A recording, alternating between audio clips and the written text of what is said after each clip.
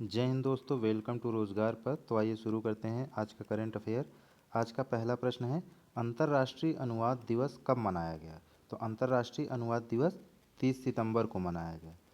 अंतर्राष्ट्रीय अनुवाद दिवस अनुवाद पेशेवरों को मान्यता देने वाला एक अंतर्राष्ट्रीय दिवस है। तो अंतर्राष्ट्रीय अनुवाद दिवस 30 सितंबर को मनाया जाता है।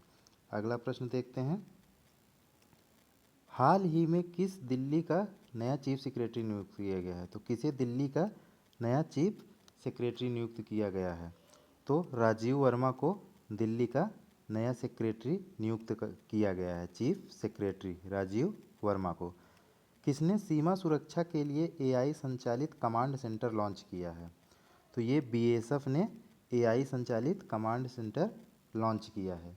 बीएसएफ ने पाकिस्तान और बांग्लादेश सीमाओं पर सुरक्षा और संचालन क्षमता बढ़ाने के लिए एआई और जीआईएस संचालित निर्णय समर्थन प्रणाली की शुरुआत की है। तो बीएसएफ ने एआई संचालित कमांड सेंटर लॉन्च किया है।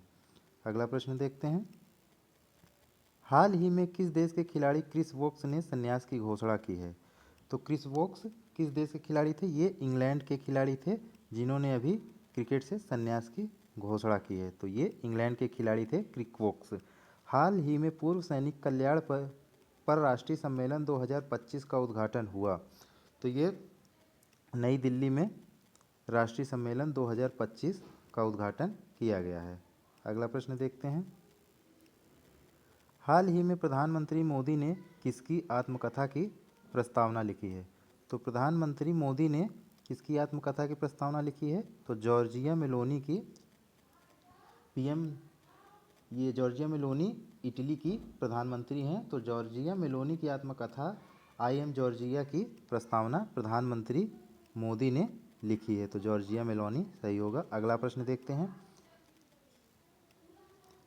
किस इंटरनेशनल एमी अवार्ड्स 2025 में सर्वश्रेष्ठ अभिनेता श्रेणी में नामांकित किया गया है? तो किसे नामांकित किया गया है एमी अवार्ड्स 2025 में सर्वश्रेष्ठ अभिनेता के रूप में?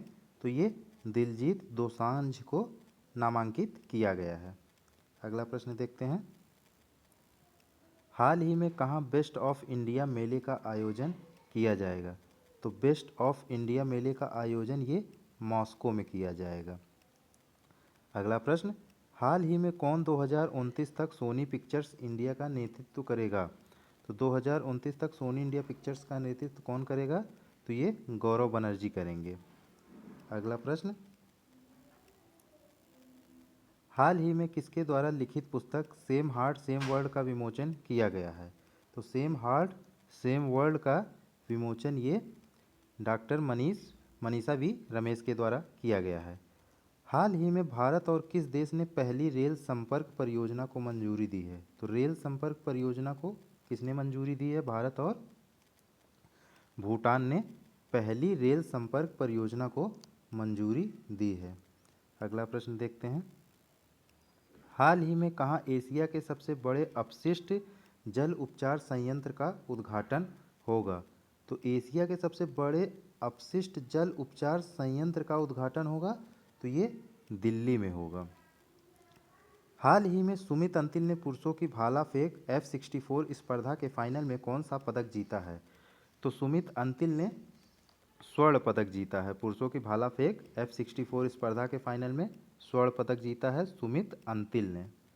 अगला प्रश्न देखते हैं, हाल ही में आईसीसी ने किसके साथ प्रॉमिस टू चिल्ड्रन अभियान शुरू किया है? तो हाल ही में आईसीसी ने यूनिसेफ के साथ प्रॉमिस टू चिल्ड्रन अभियान शुरू किया है यूनिसेफ के साथ में। हाल ही में भारत के पहले मरीन सिमुलेशन सेंटर का उद्घाटन कहाँ हुआ है? तो भारत के पहले मरीन सिमुलेशन सेंटर का उद्घाटन ये चेन्नई में किया गया है। ध्यान रखना है, चेन्नई में मरीन सिमुलेशन सेंटर का उद्घाटन किया गया है। इस प्रश्न का जवाब आपको कमेंट बॉक्स में देना है। हाल ही में कौन बीसीसीआई के नए अध्यक्ष बने हैं? बीसीसीआई के नए अध्यक्ष कौन बने हैं? सुधांशु वत्स, एस सुब्रमण्येश्वर, मिथुन मनहास। तो आपको इसका जवाब कमेंट बॉक्स में देना। डेली सटीक करंट अफेयर्स के प्रश्नों के लिए चैनल को सब्सक्राइब कर लें एवं बेल आइकन की बटन को दबा दें। जय हिंद।